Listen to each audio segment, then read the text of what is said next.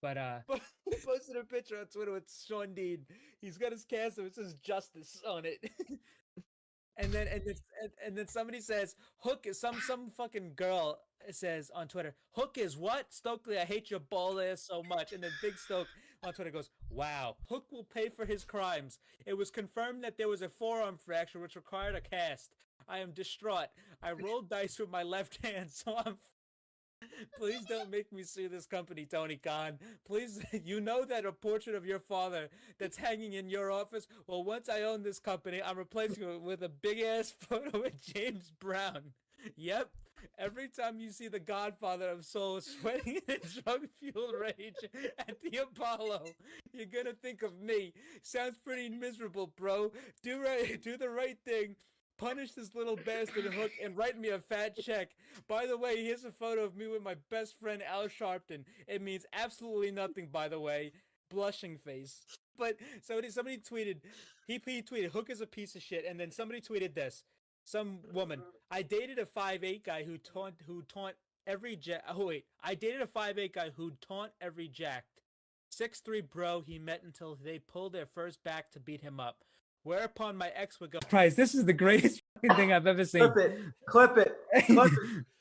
Oh, but actually, hey, it worked out in the long run. I actually do hope they make another season actually, because I would love to see the American Dragon on Total Bellas start memeing on John Laurinaitis.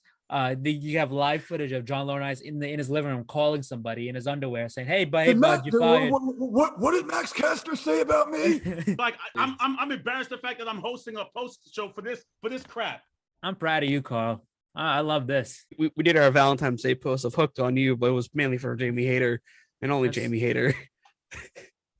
It's not right. It's not right. I'm trying to build an account and we get this bullshit on the account. Great. But so follow a simp account. Okay. Okay, but here's the thing, because those people, this is networking. We actually follow. You got it was a business decision. It's a business. You have to follow these people. This is like following. If you want a stan account, you got to follow the other stans. And when you get big, you get rid of them. You get rid of them after that. It's over with. I open up our Instagram and the first thing I see is Pro Wrestling Simp, and I'm like, what is this? I don't look at that. I don't look at that stuff. It's a business decision because that guy promotes us, and then when we don't need him anymore, we toss him aside. That's what happens. Yeah, well, we got go fucking slap it on a t-shirt and continue to use the move forehead. Unpretty. This guy just say fucking forehead. Switch. What? This guy say forehead. Yes, I did. You think I fucking wouldn't catch that? You think nobody on this program would catch that? But I did. For weird. You almost didn't. For weird. Let's be honest. You almost didn't. Weird champ. Weird champ. This is what we resort to here. All right. Next up. Unbelievable. Five head. Next up, we have. Why people happy? Pagu.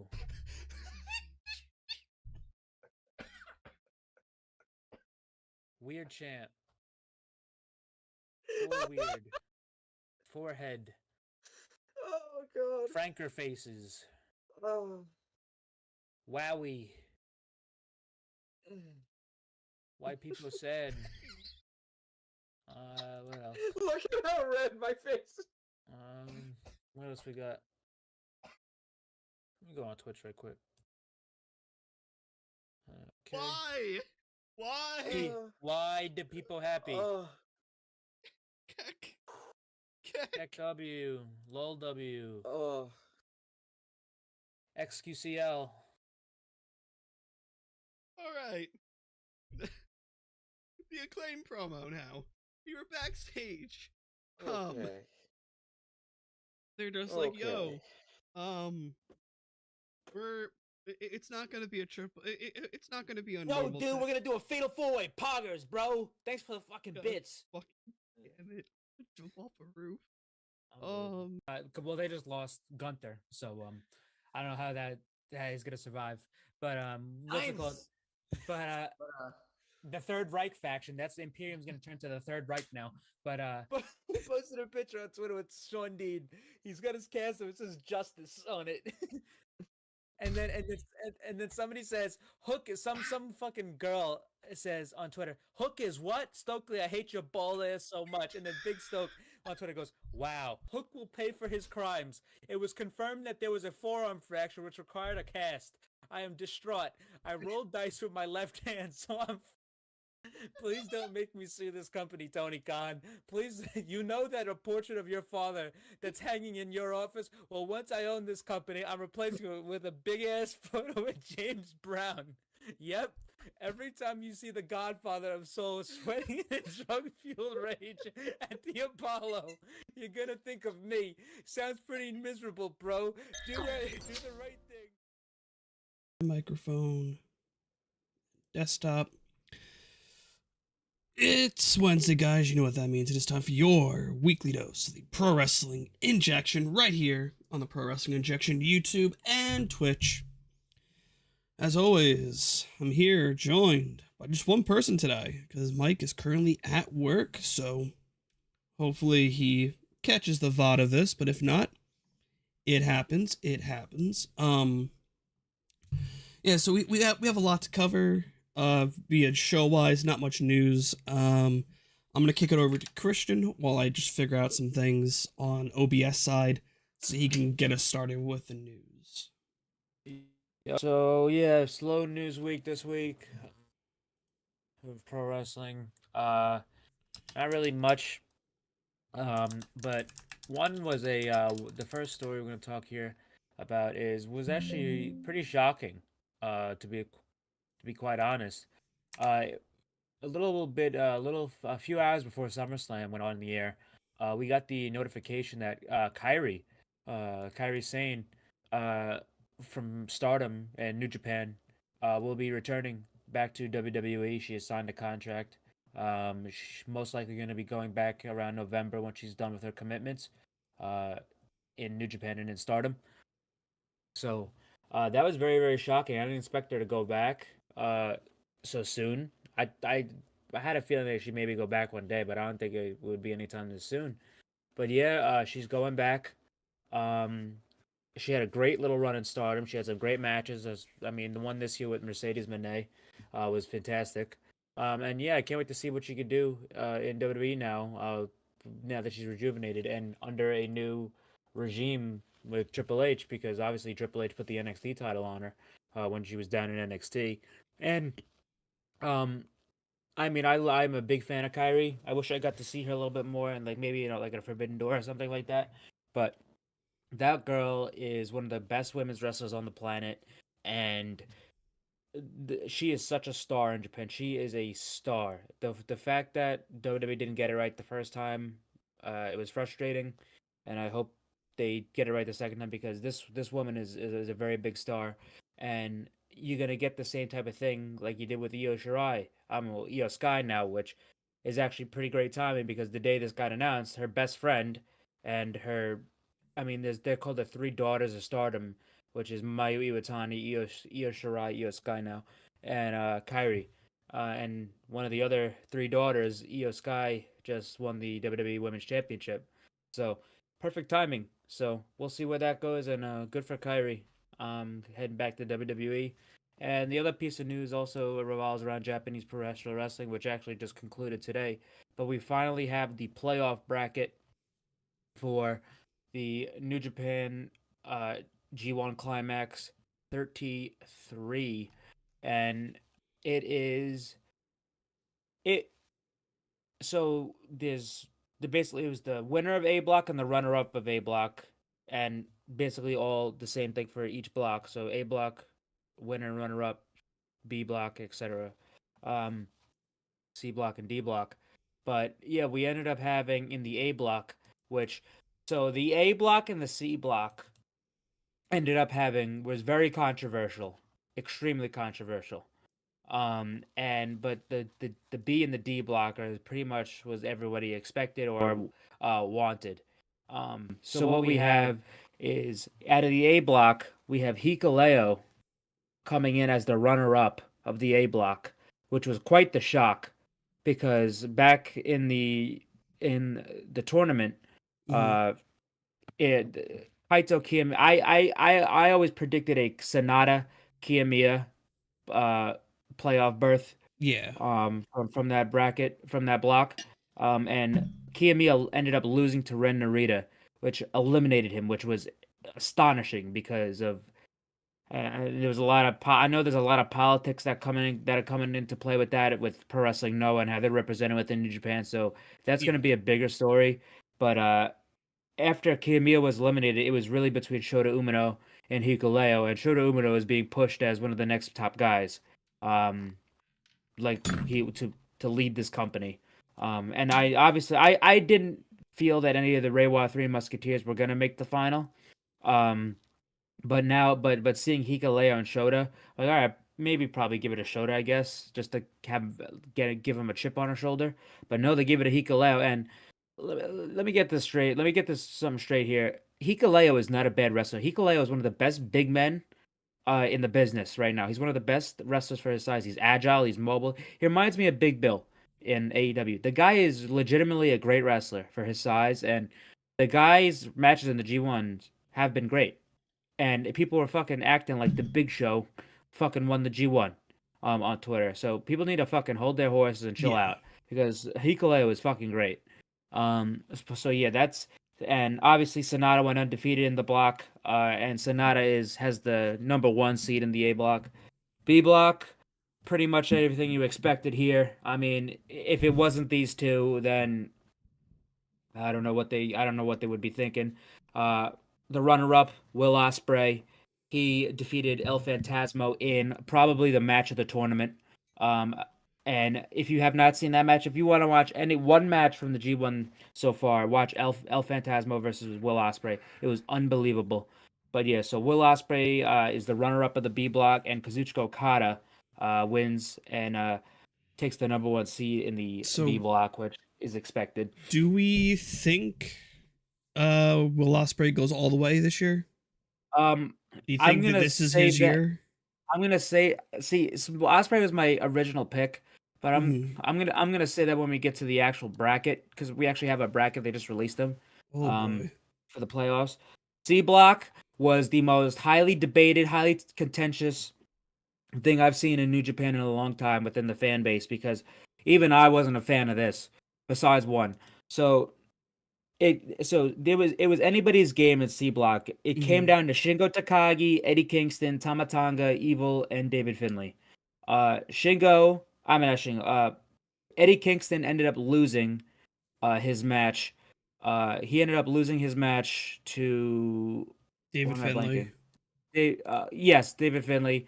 He lost to David Finlay, which was expected, and that eliminated Kingston, which I never expected Eddie to get into the quarters, but it was cool. Also, New Japan put out a video of Kingston meeting his hero, Toshiaki Kawada. It's a great watch, and it's really, really cool. Tama ended up going to a draw. I believe, who did he go to a draw with again? I think it was not Mikey Nichols. Why am I stupid right now? Let me look. Let me get my notes. I would love to help right now. I didn't watch any of it. So yeah, here we go. Yeah. So it was, where is he? Tama Tonga. Yes, he went to a draw with Shingo. Well, no, it was not. That was just the wrong night. Well, he did go to a draw with Shingo earlier in that. That's what kind of screwed him over. But yeah, no, he ended up beating. I'm thinking of the wrong night. He ended up beating Hinare. But yeah, so that ended up giving Tama 9 points, and then it came down to Evil versus Shingo Takagi, and the amount of fuckery and interference. I haven't seen a New Japan in a long time. You had 2 fucking factions out there, trying to go to war with each other, and they still couldn't get the job done to help Shingo. And before the match, they teased that if Shingo won, the points would be structured to the point where there would have to be a bonus match, a play-in match, with Tama Tonga versus Shingo Takagi. They teased that before the match, before Evil and Shingo took place. They even announced it. That's never gonna happen. And that it didn't happen because Evil fucking won. and is going to the quarterfinal. Yeah, Listen, I'm gonna be Evil- real. I kind of have I've defended Evil here and there on the show, but his matches are the hardest ones to fucking watch in the G1. dude, it is, dude. It's because it's and listen, This is the same I'm gonna shit. tell you something. Let me tell you something about Evil. Evil is a fantastic pro wrestler. Yes. He hasn't been a fantastic pro wrestler since 2020. Because when he was in Los Ingobernables de Japón with Naito, the matches he would have in the G1, they were like Ishii's matches. Fucking two guys beating the shit out of each other, standing in the middle of the ring, hitting each other. They were fucking knockdown, breakout matches. This new Evil, the Bullet Club, the House of Torture Evil, has been fucking nauseating for 3 years now. And it's been the same old shit. Dick Togo with the Garrett, the fucking corner pad, the low blow, here comes Yujiro and Show. It is the same exact shit Yeah. every single time. Every time. There's been no change. You've seen one Evil Bullet Club match, you've seen them all. Maybe like the one good one out of the G1 was with him and Eddie. Oh, and let me tell you something. Some of these matches are good. Some of Evil's matches are good, but when he doesn't win, because that's the point. That should be the point of his matches. The babyface should overcome this adversity, this crippling adversity, and it becomes and it's like you look back and like, oh, that was a pretty good match because the babyface won. Well, the babyface didn't fucking win, so it's like, oh, this was a shitty match, and that's what ended up happening. So we are deprived of Shingo versus Sonata. And we're deprived of a Shingo. I believe that we were deprived of what were we deprived of? What was it again? I think it was it was Osprey against somebody. We were deprived of because of that, and that is horrible. For just to put Evil in, because now we got to see another match with this bullshit. So, but anyway, who do you think is going to go all the way though? Since we kind of trailed from there. Yeah, but yeah. Anyway, so the last was today. It was the D block. The second seed. Jeff Cobb ended up drawing. With Shane Haste. So Zack Sabre Jr. ended up winning, which he clinched the second seed in the D block, and Tetsuya Naito fucking damn near murdered Hiroshi Tanahashi by literally drilling his head through the canvas, which was sickening. The sickening thud. I mean, Eddie Kingston was on commentary the entire night, and he was screaming watching that finish. But yeah, Tetsuya Naito clinches the first overall spot. And that rules the entire block. The entire playoff seeding has been finalized. So the winner of the A block, the number one seed of the A block, which is Sonata, will be facing. This is tomorrow, which is the quarterfinals is tomorrow. Versus Sonata will be facing the runner-up of the C block, Evil. So I see why I did this, because Evil and Sonata used to be tag team partners, faction mates. Yeah. Multi-time IWGP heavyweight tag team champions. So we're gonna get Evil versus Sonata in our first playoff quarterfinal match. Second playoff quarterfinal match, block one winner. I meant B block winner, which is the B block number 1 versus the D block number 2. Okada versus Zack Sabre Jr. That should be fantastic. Yes.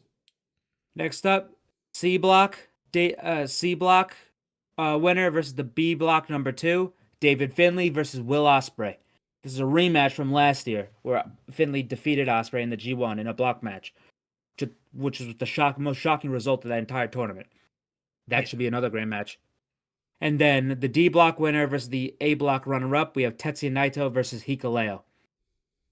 So what I see going down here is that I see Sonata beating Evil.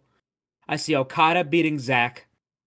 I see Ospreay beating Finlay, and I see Naito beating Hikuleo.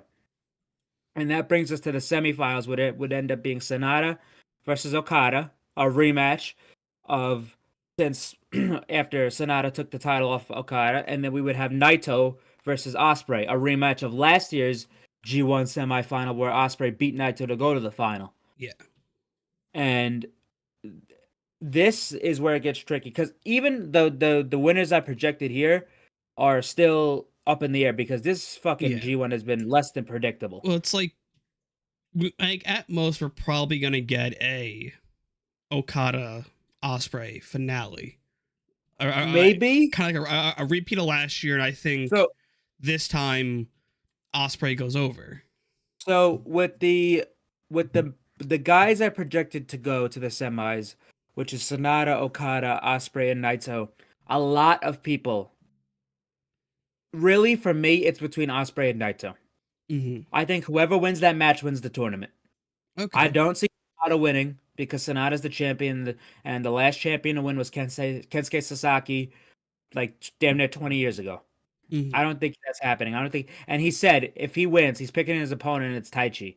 I don't think the WrestleMania main event was going to be Sonata versus Taichi, even though I'd fucking love that. I love Taichi. Yeah. If tonight, if Taichi won the G1, I'd be throwing a fucking parade. But I don't think Sonata's going past Okada. I think Okada's getting his win back, and then Okay. that can set up a title match later for another pay per view down the Yeah. line. And I don't know if they're gonna have faith. I don't know if Sonata's gonna walk into Wrestle Kingdom with the title if Danielson and Okada is gonna go again. So I don't know, but Okada, I think the finals is gonna be Okada, and it's either gonna be Naito or Ospreay. And whoever wins that match wins the G1. My heart wants Ospreay, but my brain is saying Naito. That's fair. And I would be completely fine with Naito winning, but for me, it's between Ospreay and Naito. These the only two guys who could win this tournament out of these guys right now. I'm still on the Ospreay train for this one. I think Ospreay, after last year, and I think I was on my way to my sister's house. I forgot what I was supposed to be doing. I think I was going somewhere. And that match was just picture perfect between Okada and Ospreay. Such a good match. But I will say though, Ospreay and because Ospreay, I mean, after this, he's gonna end up being on AEW television. Yes. I project him being there at least by next week, like maybe next Wednesday. Isn't that like how long is the break between now and the semis? Or like the quarters? So the quarterfinals is tomorrow, and the semis are, I believe, on the 12th. That's pushing it, though. Yeah, it's the 12th. That's pushing it. And the finals are on the 13th, and that's on Sunday. I know, but that's a lot for him to go through within the next like. I don't see him. Yeah, I don't see him wrestling on Dynamite. I see him just maybe attacking Jericho and then setting up the match. Yeah. Or just cutting a promo. But yeah, so the G1 ends on Sunday. So Ospreay could feasibly be back by Wednesday. Mm-hmm. But yeah, and that's if he wins or not, because everybody's gonna have to. It doesn't matter if he loses or not. All the talent have to stay until Sunday for the prelim matches. So yeah, that's the lowdown on the G1. Ospreay Naito. I mean, it's New Japan, so it could be a fucking lull. Okada wins again, which happened twice in a row. But I really do think it's Naito. Twice in a year. The first one was a technicality. That first one was technicality because that's true. Ibushi fucked up his arm. That's true, but listen, lull Okada wins is a very, very, very real thing in New Japan. I know. I'm pushing for Ospreay because I think Ospreay deserves his flowers more and more.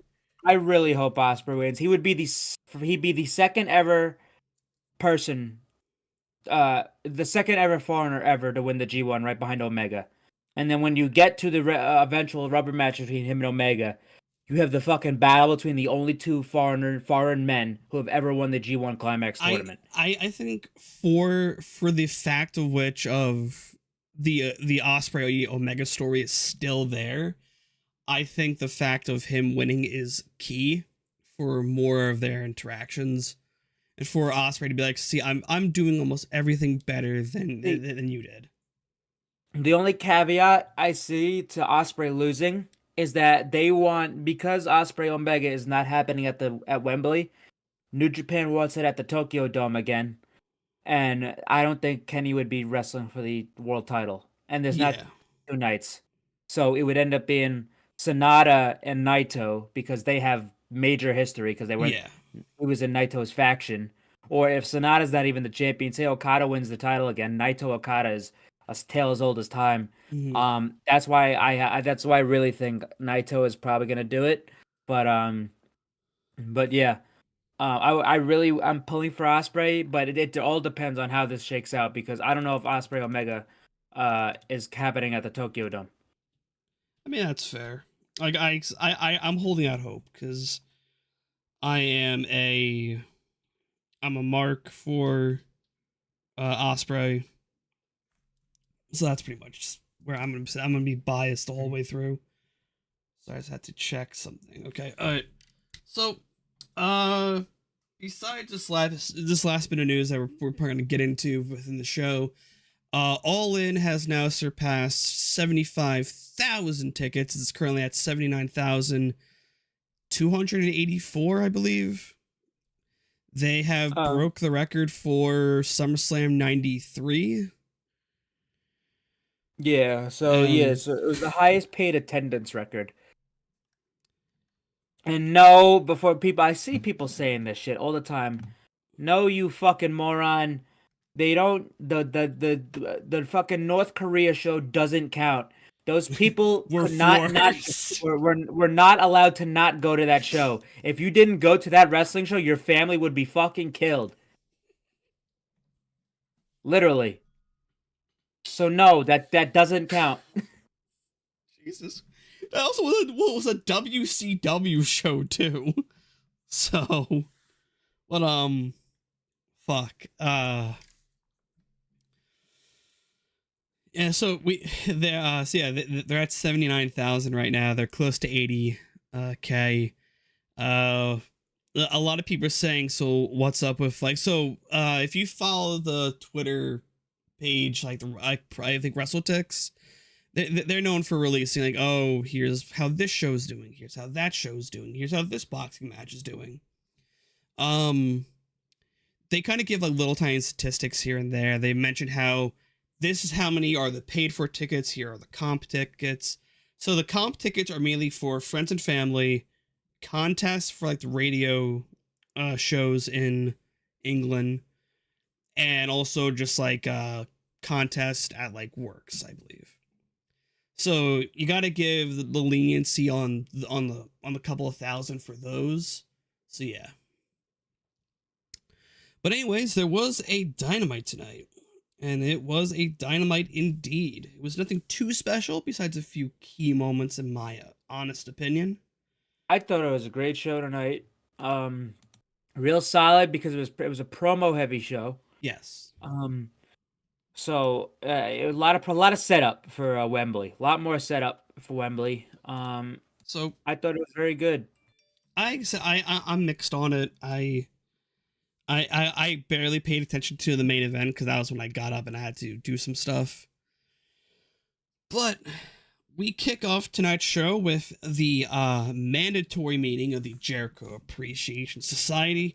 All the members are in the ring, from Daddy Magic Matt Menard, Anna Jay, Ty Conti, Sammy Guevara, Daniel Garcia, Angelo Parker, and Jake Hager. So they say, okay, we're gonna get this on over with. Jericho comes out, and he tries to take charge of this meeting. He's like, all right, I see what's going on here. You guys came out without me. I don't like that. And I believe it was it was Garcia to be like, shut up. I changed my entire lifestyle for you. I abandoned my heroes for you, and you've done nothing for me in return. I quit. He throws his mic down, dances in front of Jericho, and then walks out. That shit was funny. But yeah, so he was spitting here. He was the first one out. He was the first one to say his piece. Garcia, he has officially quit the Jericho Appreciation Society. And next up, we had Jake Hager. he basically said, "Listen, we've been together for years. And I I've known you for liked years. this hat. I like this. I like that hat." And he ended up walking out on him. Then it was Ty and Anna's turn. So Ty basically got on the mic and said, "Listen, Well, no, um, Jericho talked to Ty saying, "Hey, I helped you. If it wasn't for me, you'd be doing nothing right now." yeah," And she and took offense to that. yeah, she's like, "Listen, I feel sick to my stomach, and it's not the baby. Uh, and I am." Uh, I mean, she basically said it was basically her goodbye. She posted on Twitter that this is it for her. Yeah. We're not going to be so high on TV at all For- until for- after the baby's born. Yeah, for a year, pretty much. Yeah. So she's like, "Listen, I'm gonna come back next year. I'm gonna be better than ever. I'm gonna do it without you." And then she gives the mic to Anna. Anna says her piece. She said, she basically said, we put our faith in you, but you really have shown that you have no faith in us. I mean, we've been doing all this time appreciating you, and you're not the ones appreciating us.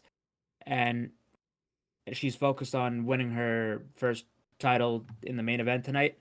So after that, she ended up leaving, and then it was down to Sammy Guevara, Matt Menard, and Angela Parker. Angela Parker gets on the mic, and he had a really good promo. I think he had the best promo out of all of them besides Garcia. Yeah. But he's like, "Listen, I've been fighting wars Blood for you. buckets. I've been bleeding buckets for you. I've been fighting wars that you picked.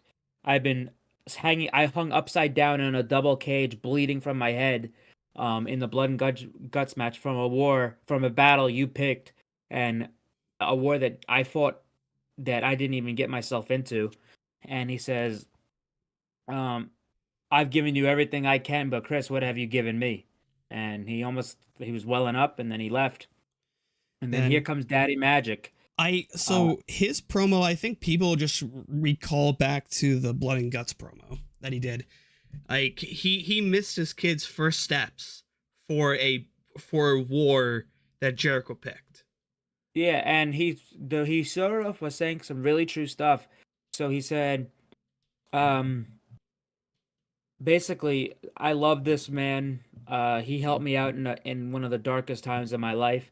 And he was referring to when him and Angelo got cut from NXT, and when he said this man brought me into his house, which and then brought me to AEW, which is actually true. So he didn't know Angelo and Matt Menard until they did the Talk is Jericho episode at his house, and that was per the request of Kevin Owens. And he made mention to this. He said, listen, now I know. And so basically what happened was they did the Talk is Jericho episode. Jericho liked them, and Owens really asked him, please take care of them. And he made good on his word because they're good friends with Kevin Owens. And so, yeah. That was mentioned. Yep. Because Jericho, yeah, he said, now I understand why. I think Eddie Kingston doesn't like you. I now understand why Kevin Steen doesn't like you. And he just said, I'm done. And he's starting to understand why those guys don't like him. So he was out. That was the end of Daddy Magic. And then it was Sammy Guevara's turn, but Jericho ended up trying to speak, but Sammy slapped the microphone out of his hand and just said, all right, this is time you're going to listen. He said, listen, I'm not going to walk out on all of you. I'm not going to walk out on you like everybody else. I'm not going to do something like that. Because I'm loyal. I mean, I've been here since he was wearing the Inner Circle vest. Yeah. Which is actually a pretty cool callback. But well, he's always been wearing that. Yeah, because he's been having his own custom ones. Like he just took that look and ran with it. Okay. Like he has like the Brody Forever one. I mean, most of it's just his own now. He just kept that look after that. Yeah. But he said, which was actually this was the most telling one out of them all, because he said that I've been loyal and sticking around you because I believe that one day you'll do the same for me, and I'm not going to walk out on you because you're my friend. And he says, it seems like you have a lot of stuff to work out. And once you do, then basically come back to me and we'll see. Yeah. So the only one to really leave the door a little bit open was Sammy, which was actually surprising. But I like that they did that because that keeps the door open, and that always and literally when Jericho like in a couple of years when Sammy's in world title contentions and stuff like that, they're probably gonna call back to this where he was the only one that never walked out on Jericho, and Jericho will help him, and Jericho will vouch for him or try to help him or maybe even manage him or something like that. So this was integral for Sammy here. So Yeah. everybody else didn't need it but him. But I like that wrinkle. He leaves, but here's the main thing. Everybody left through the aisleway. He left through the crowd. Sammy left through the crowd. He jumped in the crowd and he walked off through there. So that was really telling because he was the only one to not follow the path. Yeah. So that was the end of the segment, and yeah, it was. I thought that was real good stuff. It was like I think down the line, we might even see Sammy come out next week and do something to help out. Because personally, I would like to see a Sammy Guevara and Will Ospreay match. That sounds pretty fucking fire. Yeah. But no, I think I don't think yet. I'm only predicting next week because I have a feeling that this beatdown is going to be really bad on Jericho. And like Sammy might try to do something, but maybe the rest of the former JAS try to stop him. Who knows? But after this, we go backstage with Renee. Renee's trying to get a few words with Jericho. But here comes Don Callis being like, "So, what are you saying?" Jericho goes, "I finally have my answer, and I'll give it to you next week." So they're just doing that so Ospreay has time to show up in the States and do the job and kick the shit out of Jericho. Well, I really think Jericho will say no next week. No, I think he's saying yes. No, I think he's saying no because after this, I think he heard everything that these guys said. Mm. I think he's like, I think they want you to think he's gonna go say yes because of how urgent he was in telling Don Callis and how quick Don Callis was. I think he's gonna get in the ring and he's gonna say, "Listen, Don, I thought about it, but after I heard what the people I've wronged said, I have to decline." And Don's gonna be like, "Hey, man, what the fuck?" I'm like, this isn't a no answer. But And also then- at this point, like I don't want Jericho to have another faction. I don't want well, JAS I'm not. to be put Yeah, back well, together. no. That's I don't see that happening at all. I said I think what ends up happening is Don's gonna be like, there is no no. You're joining this, and he's gonna sick Ospreay on him. I think Ospreay's gonna show up and beat the shit. It's like Ospreay's his attack dog. Ospreay is basically Ospreay. You can't say no. Yeah. So you're gonna be beat into this group by Will Ospreay. I could see the match at Wembley being, if Jericho loses, he has to join, and he's doing this reluctant shit with Don. See, I don't see. That's why I doubt. I mean, he's not gonna have a faction. He'll be in a mini faction, but he's not gonna. The story will be him reluctantly being being with Don and doing shit like that, and having Don manipulate him into fucking over other people. Like maybe he goes and has to wrestle Sammy, and he doesn't want it, and he like he wants him to fucking like maybe take a chair to Sammy's head or bloody him up or something, and he doesn't want to do it, but he's forced to like that. He's like a prisoner. Yeah. That's why I see this going. There's like no option where he can't do anything, and like the JS walked out on him. They're not gonna help him. So that already cancels that out. So yeah, I really do think he's gonna say no, and that's how you get to the Ospreay match. Because if he says yes, then what's the point of Ospreay? Well, no, it could be yes, but then it's Callis saying, "You see, you should have gave that to me sooner because I already found someone," and do something like that. Yeah, but why wouldn't he want Jericho and Ospreay and Takeshita all as one? Like, why wouldn't he want that? Because he's a carny piece of shit. That wouldn't make sense on his part. It's because he's a carny piece of shit. Yeah, I think this is a no. But I think that's the swerve here. So after that, we have a Collision FTR from this past Saturday. Pretty much, this is confirming the rumored of the FTR versus the Young Bucks at Wembley. Well, not rumored. That was confirmed. Well, on it was Collision, it was rumored, but now confirmed. Yeah. Excuse me.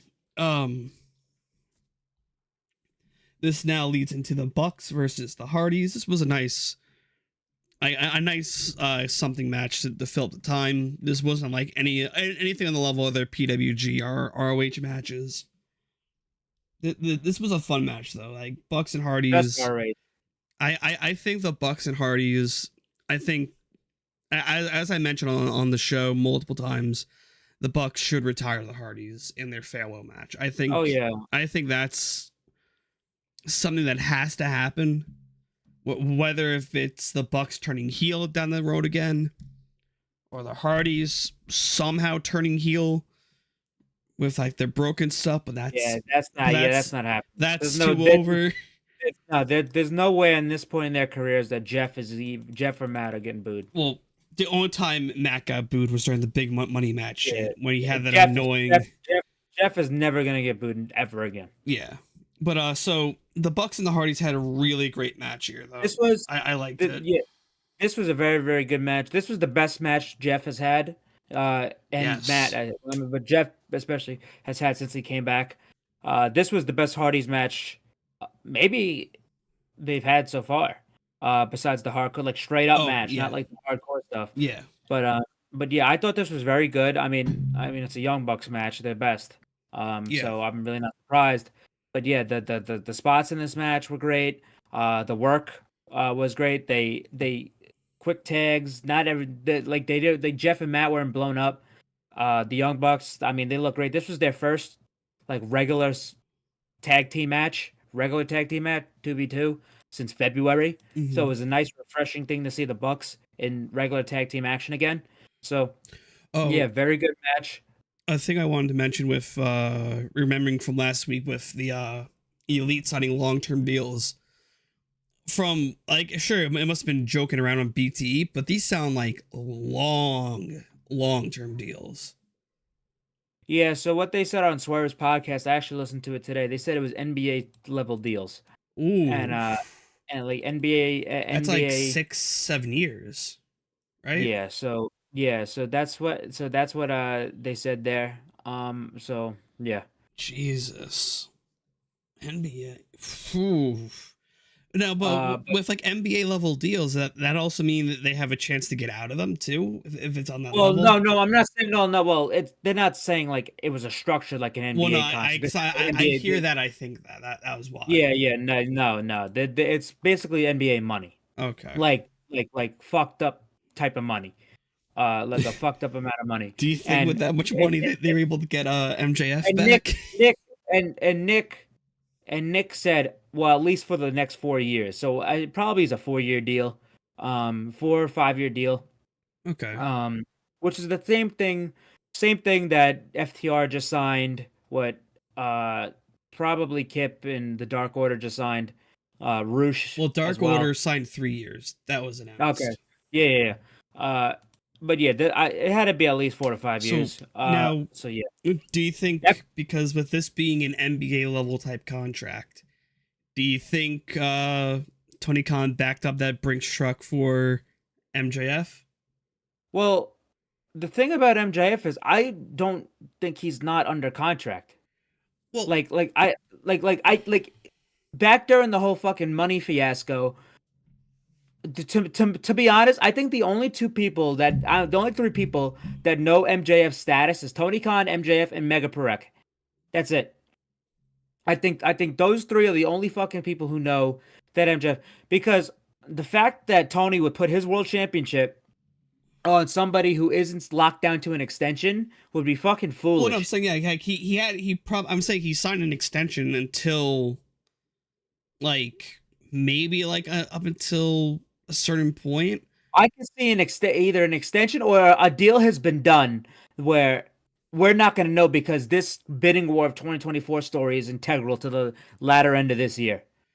So yeah, then that needs to be under lock and key. So I'm not sure if it's really a mystery with him because you never know. But I'm not completely convinced that he hasn't signed something yet. Yeah. So the Bucks picked up the win here. They shook hands with the Hardys at the end. Brandon even gave them all the cold spray, which I think Taz called hairspray at one point. Mm-hmm. Taz was on one tonight too, man. He's making everyone pop. But yeah, so after the match, Nick gets on the microphone. He just screams FTR into the mic. FTR come back. They stare at each other down. They point at the Wembley sign. And yeah, the match is official. Match is official. The rubber match number 3, Young Bucks versus FTR. So very excited for that. That's a marquee match after that show. And very, very excited. Then after this, we see like what happened last week with the women's title match, and this will lead into the announcement that at Wembley Stadium, it will be a fatal 4-way match for the AEW Women's World Title. As of right now, the only 2 people to advance, one getting a bye, which was Toni Storm, and now the champion Hikaru Shida. The matches that we're getting are Saraya and Sky Blue on Rampage, and then we have the Bunny, who's returning from injury, versus Britt Baker next week on Dynamite. And yeah, we had Shida and Anna tonight. But this is a great decision to get as much women on the show as possible. But Britt will beat the Bunny. So you could have Britt, Shida, and Tony, and Saraya and Sky Blue. That's a hard thing to call. I mean, Sky Blue has been getting the push. She did lose to Anna last week, but I do think it's Saraya because they're in England, and yeah, people are fearing though that she actually wins the title at. Yeah, I don't think so. I don't think so. Jamie was definitely supposed to win the title. Yeah. Off Tony. So I doubt they're gonna do it that quickly. So, but yeah, Saraya is definitely gonna be in that match. She's gonna have her family there. That's her home country. She's a big star over there. Yeah. She grew up wrestling there. I mean, yeah, I don't see a scenario where Saraya isn't on that show. Then after this, we got Adam Cole and MJF from this past week. Very key nods that I have mentioned. That I saw on Twitter that Adam Cole did the same knife in the back motion that he did to Roddy before he turned heel on him. And that's like the details are insane on that. Then yeah, he did that. He did that when he turned on Roddy in NXT, and that was fantastic. That was a great element. I love that because it's such a missable fucking thing. Yeah, it's such a missable thing. It's these guys are so good. Because I brought it up last week, and I was like, "Ooh, he did like the same motion." Like, cause I saw it. Yeah, I'm like, let me just see this if it's like a detail to keep in mind, and it is a detail to keep in mind. Yeah. Then after this, we got the Adam Cole and MJF segment of the year. Oh my god! Wait, that was after RVD. Oh wait, no, that was it went Adam Cole MJF segment, parking lot fight, highlights, then Jack and RVD. No, Jack and RVD was before. No, I have it because I have it on the Twitter feed. The Twitter feed is wrong on there. That's cap, bro. No, I took notes the entire fucking show. Yeah, I don't beat by beat. It goes that way, man. Bro, you're tripping. I'm not tripping. Let me go to cage match. I could swear, dude. AEW Dismiss. They're probably not going to cover all this, all like the video sags. Let's see. If Mike was here, he would say I'm right. He knows I'm right. Let's go to a meme account. God fucking damn it! I would 100% can tell you that was the layout for tonight.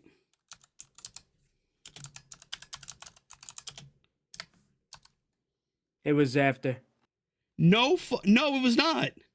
It was after. If it was after, I would have put it there. It was after. No, it These- was not. I'm looking at the live tweeting from the meme accounts, bro. It was after. No, it was not. It was after. Had to be. I can guarantee you that it was not. I wouldn't have wrote it down the way it was if it wasn't for that. Let's go to more meme accounts. Let's see. The meme accounts are dog shit. I'm looking at this right now. Okay. Okay, yeah. I got it. I'm looking at Cage Side right now. So you got Young Bucks win by BTE Trigger on Matt Hardy.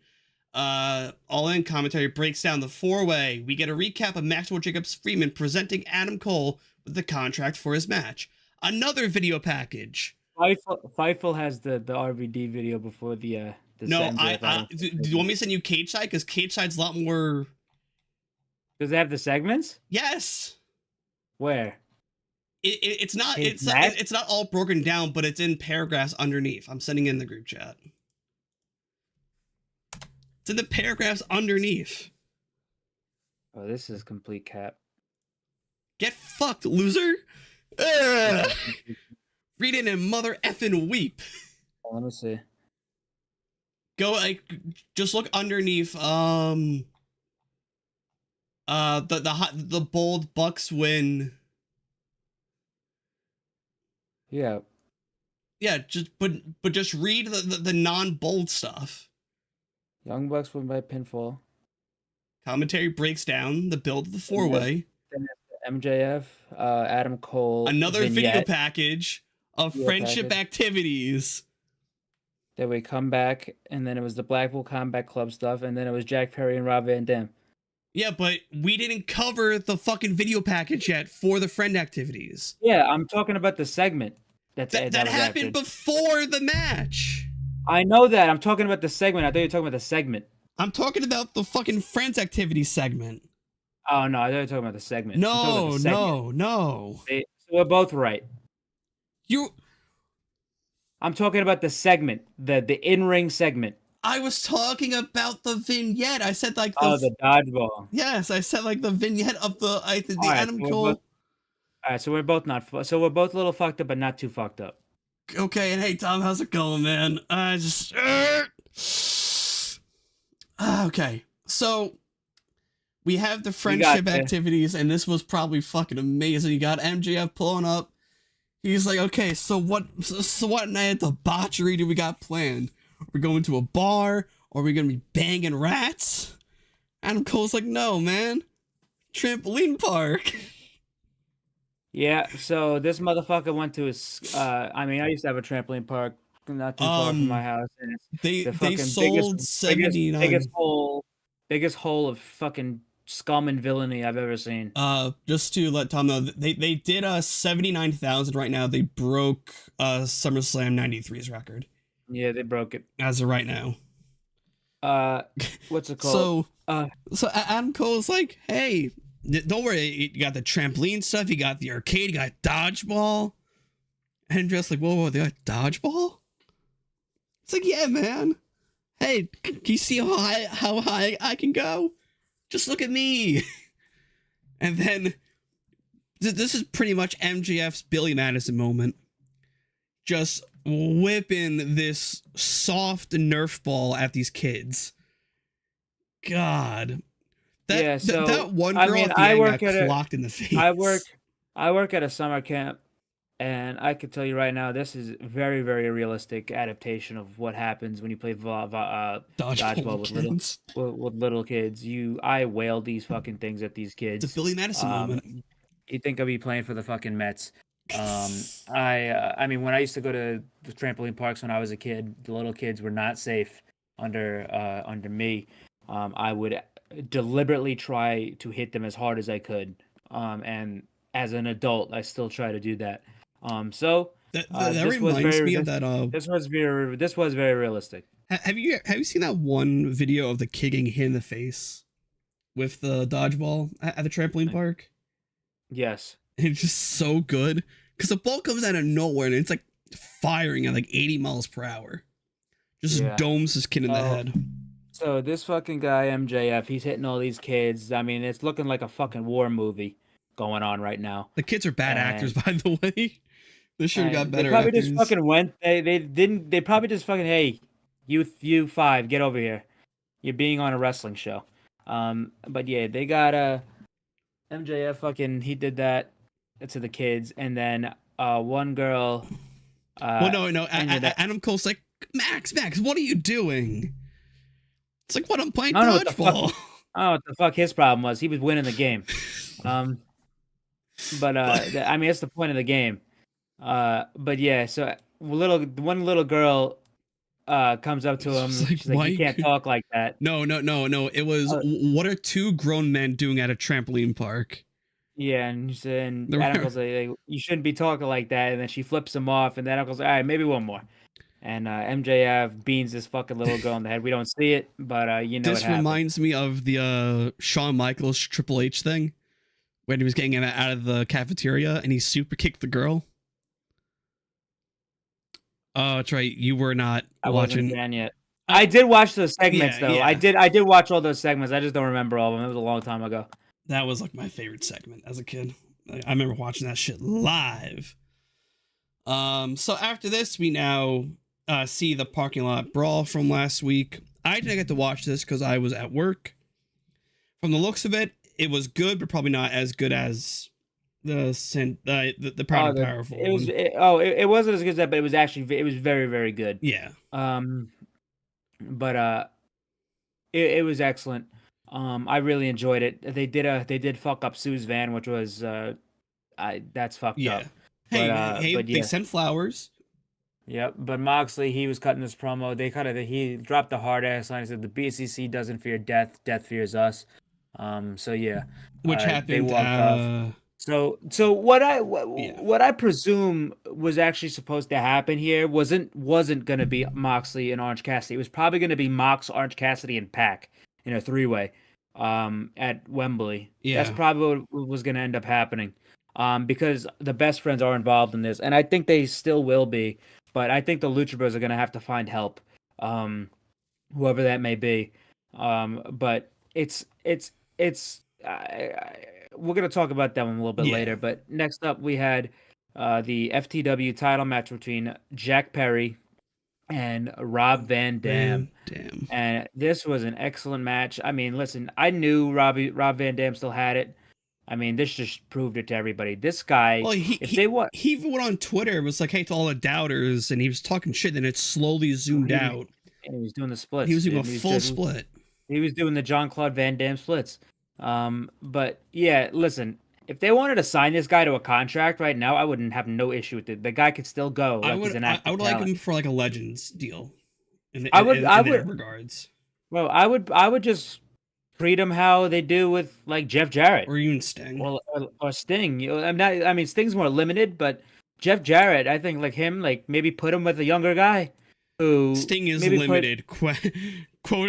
There's a big asterisk at the end of that. He's jumping off of fucking tables. Like maybe have maybe sign Rob Van Dam and then put him with a younger talent, like they usually do with all the legends, and have them like do tags or help him out or stuff like that. Like I could see like a Rob Van Dam with Action Andretti or Top Flight or I don't know, maybe even I don't know. If a returning Mark Quinn if they want to split up. Private Party. They're locked to the Hardys, I guess. Then I don't think they're gonna split up. But yeah, maybe something like that where they're with them. Maybe even like Bandito or something like that. Because Bandito doesn't have really good English. So just something to think about. I would have said like AR Fox, but like AR Fox is now tied down with not young, and he's not babyface no more. But yeah. But so this match though was fun. Definitely showed like it was slow in areas. I really enjoyed this. I enjoyed it too. I'm saying it got slow in areas. No, yeah. See, obviously he's older, but he could still really go. But the spots in this match that I really loved were the spot where he draped Jack over the barricade and he did the fucking spinning leg kick from the apron to that, and he crushed Jack on that shit. Oh, and that was beautiful. Oh, and Jack Perry was wearing Jerry gear Lynn's inspired by Jerry Lynn. Yeah. So Taz was really animated on commentary. There was a great spot where RV did the Rolling Thunder to Jack with the chair on him. Jack ended up getting pushed through a table. And then there was came a point where RVD went to throw a chair at Jack, hit Bryce in the head. Bryce goes down. That caught him a bit too. Yeah. Then eventually, Rob gets down. He starts doing. Starts going up to the top rope, and he hits the 5-star frog splash. But there's no referee. Here comes Aubrey Edwards. Aubrey Edwards comes down, counts the 2, but Jack kicks out. But yeah, and anyway, obviously it's FTW rules, so there's no DQs. Jack ended up giving RVD a low blow. Damn. And rolls him up, and that was all she wrote for RVD. And that, I'm actually very happy with this finish, because what it says to me is that, I mean, this match was rumored for Wembley. I'm like, oh, okay, that's weird that they're gonna do it this week. So this is gonna happen again at Wembley, unless they're doing Hook at Wembley. Yeah, I see. What I see here is they do this match again at Wembley, and then Hook returns. So that so they do a twofer, pretty much. Yeah. So basically, we have RVD versus Jack, and then later in the match, Hook returns and factors into the finish where he beats him down and he has his own. He gets involved some way, or they could have Hook come back. They do Jack and Hook. And RVD gets involved in that match some way or somehow. Mm-hmm. They could either do anyway, but yeah, I think that's where we're headed here. Then after this, we go backstage. We got the Lucha Brothers. Pretty much, they're just hyping up their tag team match. I didn't fully catch it because I was on the phone. But this was a very good match. Beforehand, Renee interviewed the Death Triangle. They were talking about Pac's injury because Pac is unfortunately hurt and will miss Wembley, which is horrible luck. As you said it, Forbidden Door walked, so All In could run. Yeah, as well as Scorpio Sky. He was seen on crutches backstage due to a freak accident that has nothing to do with wrestling. After he just came back as well, so that's horrible luck for both those guys. Get well soon to them, but the Lucha Bros cut a promo on the Blackpool Combat Club saying how they're going to get retribution for Pac. Yeah. Because they are brothers. But yeah, anyway, after that, we had the promo segment, MJF and Adam Cole promo. We had the MJF and Adam Cole promo. So basically, MJF and Adam Cole, they get in the ring with each other. MJF's like, wait, you want to have a promo battle, bro? I was like, yeah, dude, I'll have a promo battle. Adam Cole's like, no. It was like they were talking. Adam Cole says, I'm going to beat you. Then MJF goes, oh, so you want to have a promo battle? And MJF fucking drops the thing he put on the paper. Adam, my brain don't work anymore, so I can't cope Cole. Yeah, before that, but that wasn't even the money line. That wasn't even the good line. The good line was, oh, you want me to say something about you? You want me to say something about you? And then he goes, I'm trying to get the actual quote here. It was your skin is so white. If you were the Matt back in the 80s, Hogan would have snorted you. Hold up. Let me get the quote. I'm gonna get this quote. It's a wild quote. It's a wild quote. It was an excellent quote. From I think I have MJ. It right here. Actually, it's on Cage Side. Here we go. You are so skinny and pale and white that if you were in the 80s, Hogan would have snorted you. So that was, I mean, that's the official quote from this fucking guy. Are you fucking kidding me? Then he's so good. Cole's like, whoa. Not what I meant. Next. Not what I meant. Yeah, you're so skinny and ghostly pale white that if you were this was the age, Hogan would have snorted you. And then the crowd really came up for that. But yeah, that shit was so funny. And and he's like, "Oh, bro, sorry, bro. I totally missed. I totally fucking. I'm sorry." But We also Adam forgot Cole, to mention that like MJF finally was putting over a place other than Long Island. yeah, he said, "May God strike me down if I'm lying." I love Cage Side goes, God does not in fact strike MJF down. Yeah, so he goes, "May God strike me down if I if I'm lying. if I'm here. lying." Yeah. Well, he God, didn't because God's not real. he says he loves That's he it. says he loves the Midwest. No, that's cap. God loves you, but what's it called? Okay. What's it called? He said, what did he say? Oh, he said the Midwest is not. I've been prone to say the Midwest is mid. No, it But- was. There's a video of me going around trashing the Midwest. I can say that those videos are Heavily fake doctored. and doctored.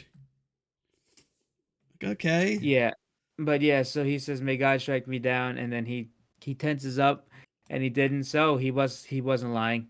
But his fucking lies will be paid for very soon. So, But yeah, and so Cole brings up the fact that he feels bad that they couldn't get the tag team titles. So he offers another match to MJF, and these are two titles that mean a lot to him, that have the same feeling of a tag team, and that is the ROH tag team titles he offers for the 0 Hour to be MJF and Adam Cole taking on Aussie Open. so he call out Aussie Open for the Ring of Honor tag team titles. Adam Cole says there's been great teams such as Red Dragon, which is Bobby Fish and Kyle O'Reilly, The Kings of Wrestling. the Kings of Wrestling, Chris Hero and Claudio Castagnoli, Mark and Jay, the Briscoe brothers, which really came up for. And he says he wants to win this out because those are the only Ring of Honor titles that Adam Cole has never won. So they call out Aussie Open before the 0 Hour, not the main show, not the opening match of the main show, but the 0 Hour. So, and I'm just like, wait a minute, you want me to wrestle twice on the same show? A sick pervert. So he thought he was a sick fucking pervert, And that got a pervert chant. But MJF's like, you know what? I'll fucking do it. He came around to it. He's like, at Aussie Open, me better than you, baby, versus Aussie Open, for the Ring of Honor tag team titles on the He trips up. 0 Hour. He says, "Hey, sorry, ROH." I will say though that I did not expect this at all, because this is fucking wild and crazy to me. Because obviously there's going to be a show long angle. That's why this match is happening. The shoe is dropping fast. But I don't think it's going to happen there. Well, no, I think it's going to happen to women, but I don't think it's going to happen just after that match completely. I think they'll do angles within the show, like maybe backstage things. But this is crazy because and it's scary. It's a big risk because God forbid fucking somebody gets hurt. You lost your main event. Yeah. But yeah, after this, Roddy comes out. Adam! Where the fuck's that coming from? They're all looking around. Yeah, so they're looking around. Here comes Roderick Strong, and Roddy's like, dude, I can't believe this. You're choosing this guy over me. He's coming out here like an ex-girlfriend. And MJF really said that. I have the full quote right here. If you want me to read it. It goes, MJF goes, he's getting sick and tired of these jealous ex-girlfriend vibes, and he wants him to do whatever weird generic white people normally do in this situation. Go home, run up the stairs, slam the door, jump into bed, cry into your Hello Kitty pillow, listen to some Taylor Swift, and shake it off, you bland bitch. So the crowd there ended up started to chant shake it off. Jesus. So yeah, that was funny as fuck. Even though I do not like Taylor Swift one bit. Strong says very sheepishly, I'm not a bland bitch. So he says he's not a bland bitch. And basically they just told him to get the fuck out of there. And then here comes the Kingdom. which Mike Bennett and Matt Taven, who obviously are other ex-friends of Adam Cole, Yeah. ex-faction mates of Adam Cole. So this is like the land of misfit toys for fucking Adam Cole's friends, is the Kingdom. So they hug Roddy, they take him in, they console him. And MJF's like, all right, good riddance, get out of here. And Adam Cole turns around and he's fucking pissed. He's hot. He's like, bro, that's my friend too. He shoves Adam Cole. And he's pointing and he's poking his chest. Adam Cole is like, you don't do that. He's my friend too. Yeah. He's like, dude. And then Adam Cole realizes his mistake. He's like, I'm sorry. It was the heat of the moment. I'm sorry. And he says, it's okay. And MJF's like, it's cool. I get it. It's cool. So Adam Cole turns around. He goes and runs up the ramp to go see Roddy. No. They hug in the ring. Yeah, they hug. I was expecting to see the same motion from MJF, like the kind of the knife in the back type thing. Because I was paying attention to everyone's hands on that. Yeah. So the best thing about this was there was something to look for in that. But after Adam Cole gets out of the ring, he smirks a little. He does a quick little, like he smirks a little bit, like a laughing type of smirk. And what that tells me is this is all going. I think both of them are going according to their plans, but they just don't know they're deceiving each other yet. So you think Roddy's in on it then? No. I think Adam Cole is gonna stab this. He knows he's gonna fuck this guy over and stab him in the back, but I think MJF knows that he's trying to manipulate him into losing his friends and stuff like that. He's trying to manipulate this. He's trying to do what he did to Jericho. Yeah, so he's doing they're both doing two things at once. And they just don't know it yet, which is the best part about it. Because MJF's going to be a scary motherfucker once Adam Cole turns on him. The only guy he's ever let in turns on him. He's going to be a scary motherfucker after that. Oh yeah. Oh, 100%. If it is true that that's the last, if he's all sincere about this, but yeah, this was a great segment. I really enjoyed this. And yeah, next up, we had I have it. Then we had the Blackpool Combat Club. We had the highlight of Starks and Punk from last week. Yeah. Which brief cut from Punk's promo. And if you want to go watch that promo, it's on AEW's Twitter. Punk calls everyone in this company a bunch of pussies, pretty much. Straight up and down, he calls them a bunch of pussies. And then he talks more to Starks, saying, how could you beat up a retired old man like this? And then also like slight more nods of Punk and Joe at All In as well. Which that would be cool. That was a really cool announcement. And then we go into the BCC versus the Lucha Brothers, which was a phenomenal match. These guys know how to work well with each other. Camera guy fucked up towards the end, but we'll get to that when we talk about it. Yeah, the ending of the match ended up happening where Claudio ended up ripping off Penta's mask. to start the match, they came from behind, which was cool. But so the end was Claudio ended up ripping off Penta's mask while Phoenix was giving a moonsault to Yuta on the outside, and then Moxley ended up rolling him up. But yeah, they had a great match. They beat the shit out of the Lucha Bros at the end. They beat them down. There was no help. Nobody came out to save them because obviously Pac's not there, and the Lucha Bros aren't their friends either. Yeah. But I meant the best friends aren't their friends either. So, I do hope Pac's injury is not too severe and he's not out for a long time. Yeah, apparently he is. That's the thing. Significant enough that he's gonna miss Wembley, but he just got back from the broken nose. God damn it. All right. Yeah.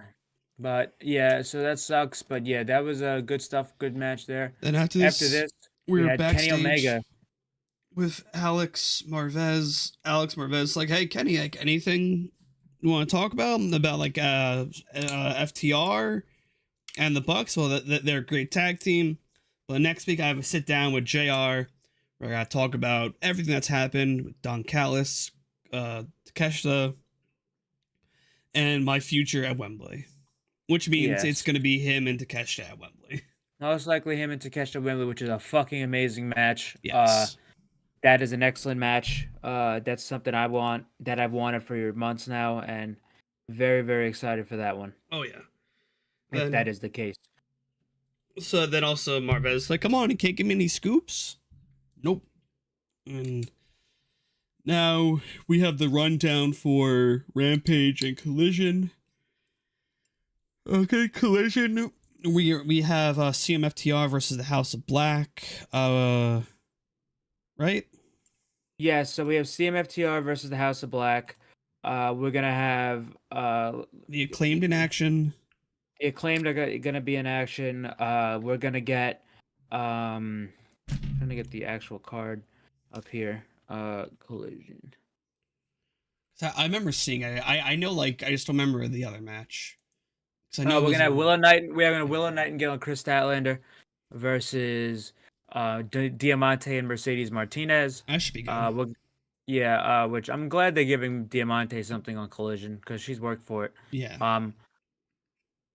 Also there was a quick little news thing we forgot to touch on, is that Full Gear is looking rumored to be in the Kia Forum Yes. this year, which is a very, very good venue for a pay-per-view. So I'm very excited for that. Then but yeah, I think the other match was no, it was just the 3 from what I saw.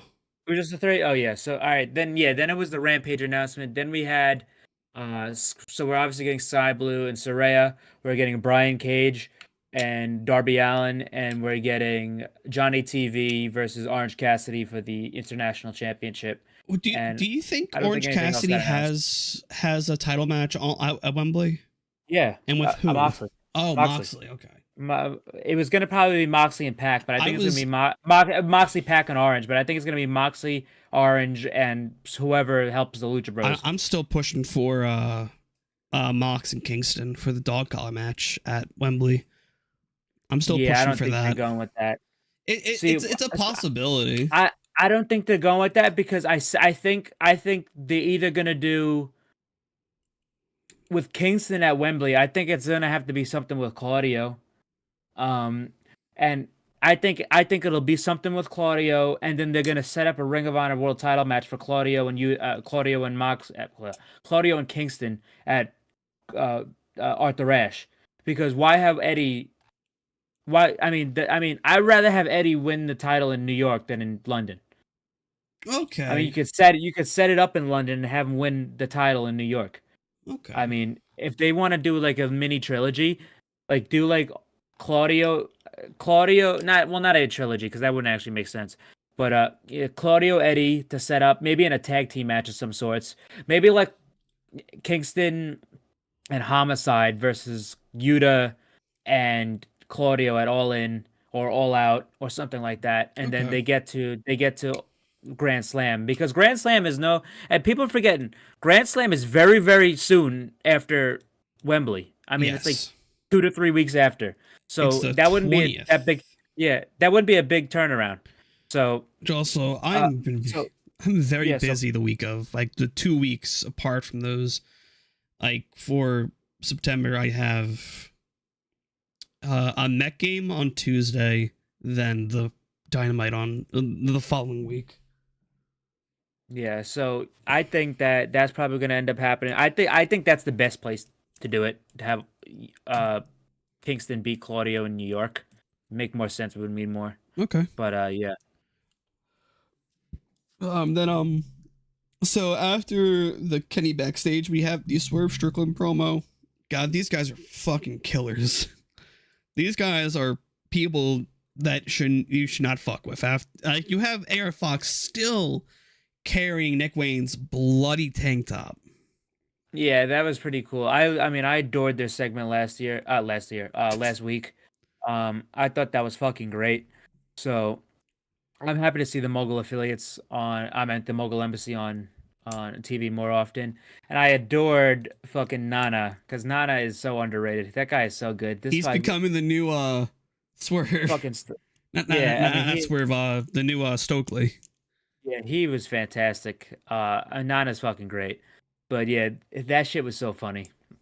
But yeah, they come out, they said, listen, basically, listen, Darby, they basically calling Darby as like Mogul Embassy's above the law. We'll do what we want. And they basically just called Darby Allin. I was like, Darby, where you're at? Darby shows up. He's like, listen, Fox, is this what this is about? Because I didn't call you. You didn't need to be called. You did it on your own. It's because I called Nick. I put in a word for Nick Wayne, and I didn't put in a word for you. You didn't need it. Is this what this is about? Are you serious? And he's like, you know what? You have to remember that I got friends too. And then the lights go out. Tony Schiavone's fucking Oh my god! having a conviction. Could it be? Having a conviction. Having a fucking conviction. And here comes Sting. Sting starts beating down the Mogul Embassy with the bat. Darby runs down. AR Fox, he escapes to the crowd. Well, and there's a very funny detail about AR Fox running through the crowd. So a security guard does follow him to make sure he doesn't get fucked up. Yeah, Cheesecake ended up fucking hitting fucking Darby in the face. On Twitter, someone said the security guard hit the Van Damme and hater to Darby Allin. Yeah, that's Cheesecake, bro. I just bought one of his shirts. They're actually really good workout shirts. You can see him you could see him on Isaiah Cassidy's vlog. It's him, basically that crow's him, Garcia, and Cassidy. But fucking what's it called? Yeah, he escapes. Sting holds the bat up to Swerve's throat. He points the bat at Wembley. And basically, we got it all confirmed, but confirmed. We're gonna get Darby Allin and Sting. No, it's confirmed. Yeah. Oh yeah. I'm gonna say. The reason I say the reason I say is because I think because we're gonna get Darby Allin and Sting versus AR Fox and Swerve at Wembley in a coffin match. In a coffin match, which is gonna be. I could see them adding to it, like having maybe a 6-man, but it's like they add Nick Wayne and Brian Cage on each side. But I could see Nick Wayne having another thing on that match on the show. Yeah, I think this probably make a. Probably gonna stay as it is. So what I'm predicting is probably some type of ladder match, and that's probably Nick Wayne. Well, for everyone like who's not booked. Yeah, you'd be like the face of, like battle royale. Yeah, you'd be like the face of blah blah blah ladder match to get the giant poker chip hanging above the ring. I always say this. It always comes back to bite me.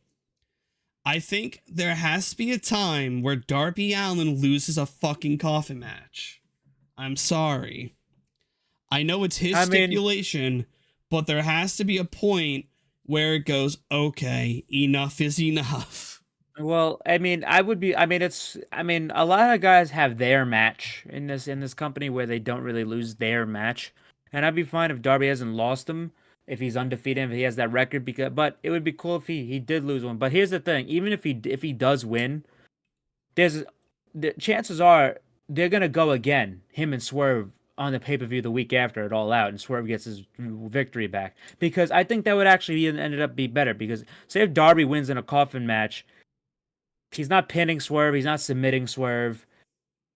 And then you had to do Swerve and Darby at All Out the week after and have Swerve beat him decisively. I just think I think that arguably be better. Because like the past, there's been 3 coffin matches, right?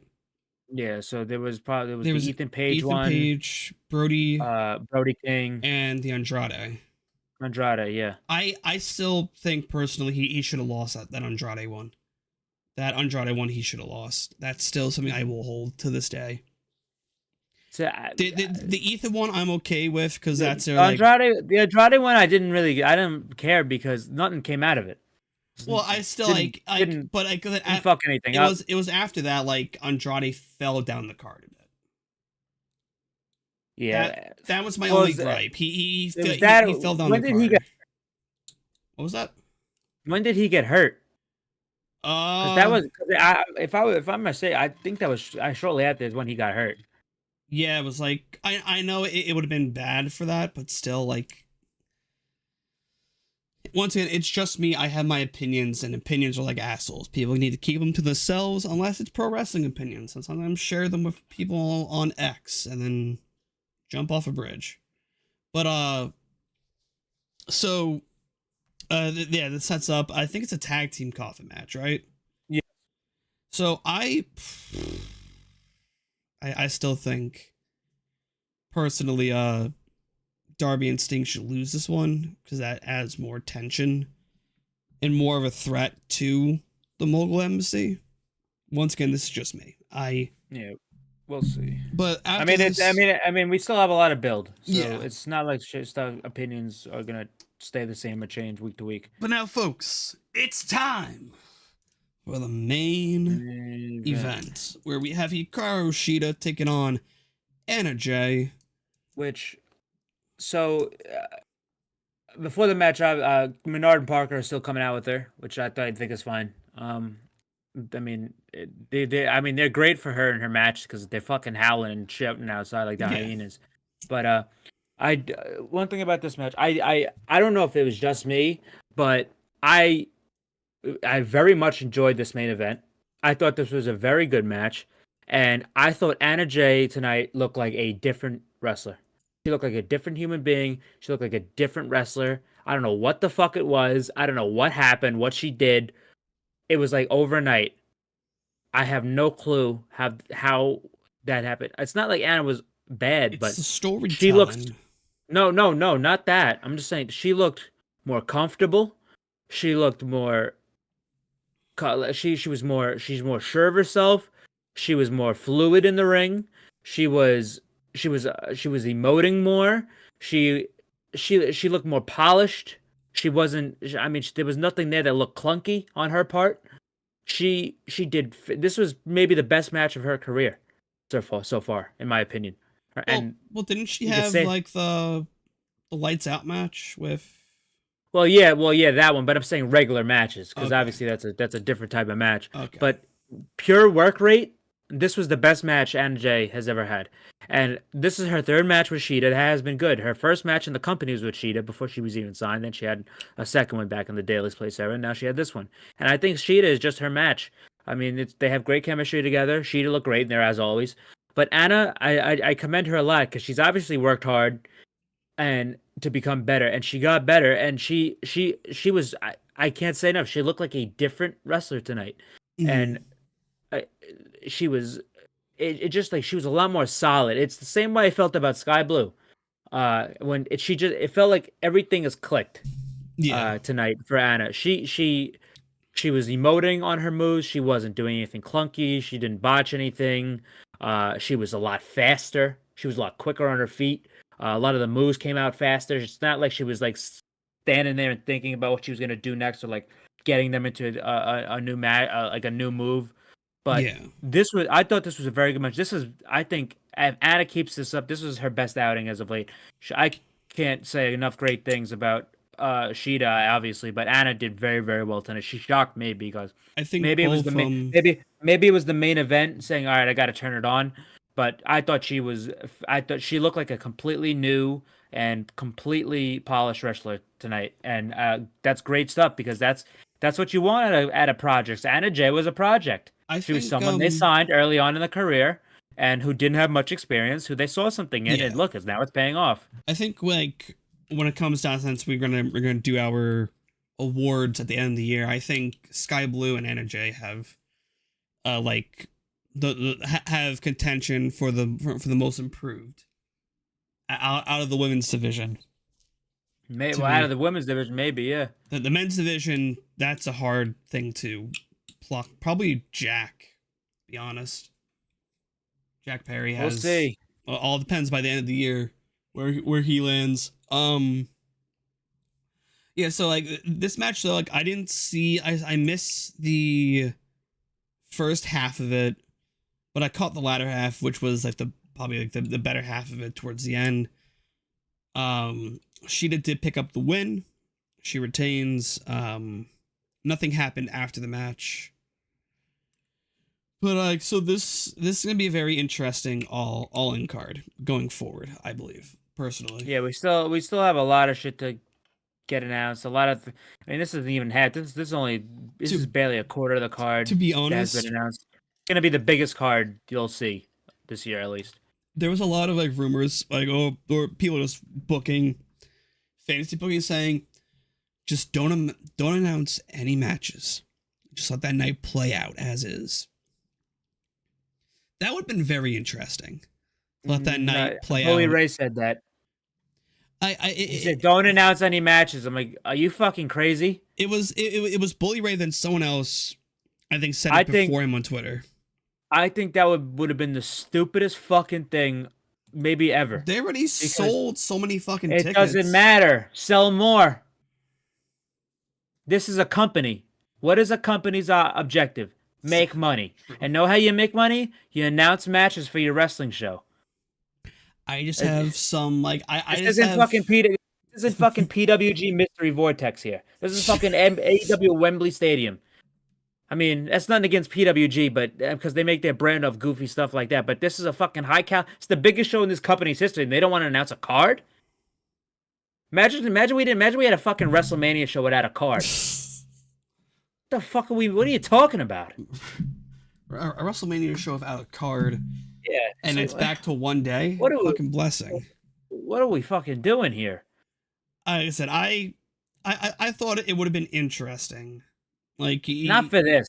Maybe something else. Maybe Forbidden Door. Not for this show. Are you fucking crazy? Okay. If you want to, you sell as much. You broke the record.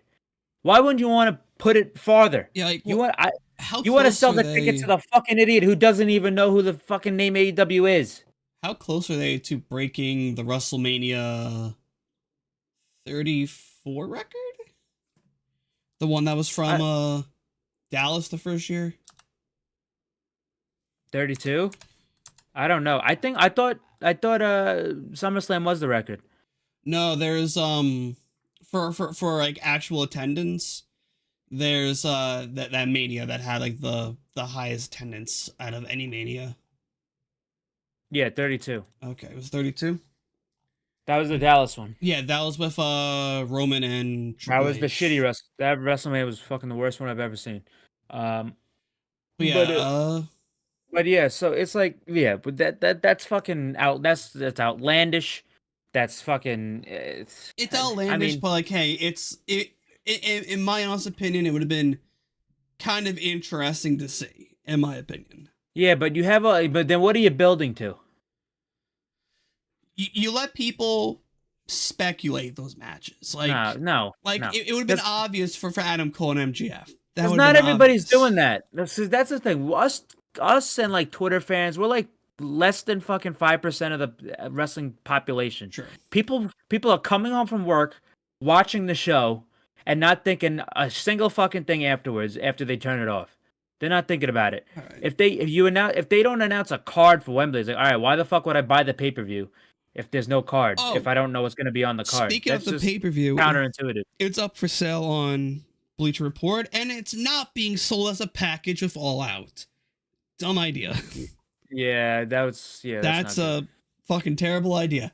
I'm happy. It's gonna make them some money. I'm happy. I get paid weekly at my job, but also I took off on the day of All In because I have to be here because that show happens at 1 p.m. Eastern. Fuck. And then what our show, we're gonna do a pre-show at 12:30, post-show, whatever the fuck it ends. Yeah. But when you get to it.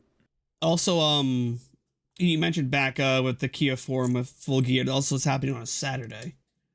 So Saturday pay-per-views again. Makes sense. Well, it makes sense. It's football season.